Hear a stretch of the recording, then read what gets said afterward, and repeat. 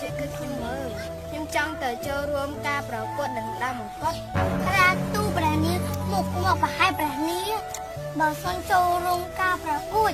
មិនថាឈ្នះឲ្យព្រះនាងអីខ្ញុំលៀងតើព្រះនាងទៅចូលរួមការប្រកួត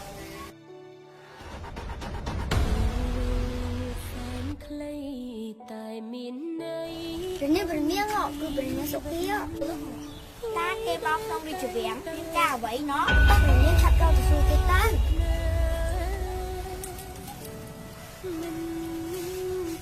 ព្រះនាងសុភា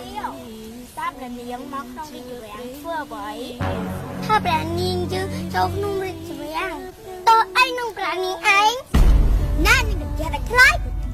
មិនអញមិនស្គាល់ព្រះនាងអញ្ចឹងអាចចង់កំបុតក្បាលឲ្យមែនទេអើយខ្ញុំមិនខ្លាចកំបុតក្បាលទេបានឲ្យបងពីលៀងឆាប់ទៅចូលរួមការប្រកួតវិញ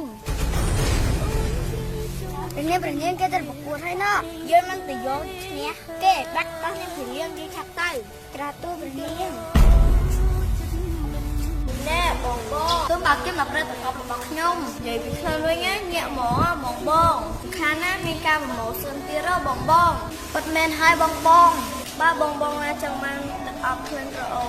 ឆានមកភេទ Christmas នេះហើយនឹងលេខទូរស័ព្ទ06កូដ26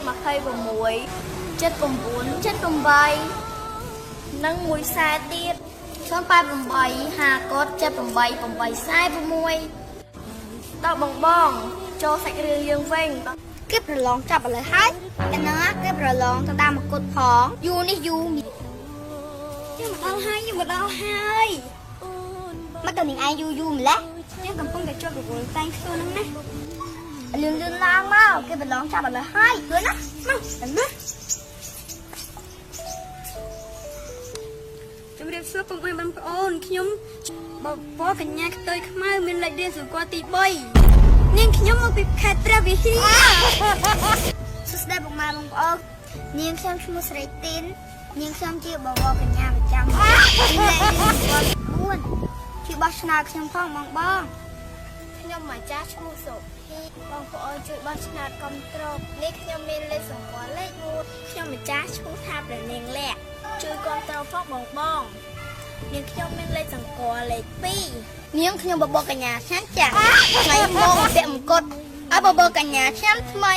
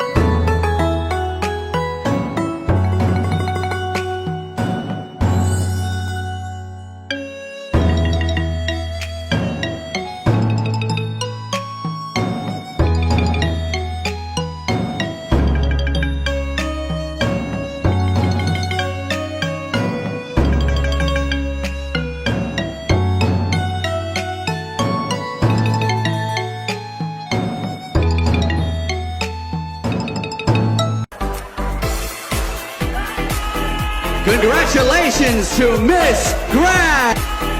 Congratulations to Miss Grand Cambodia!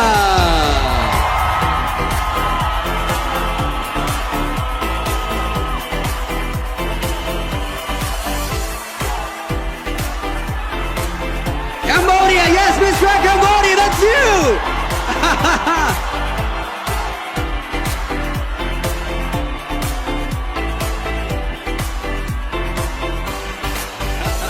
Congratulations.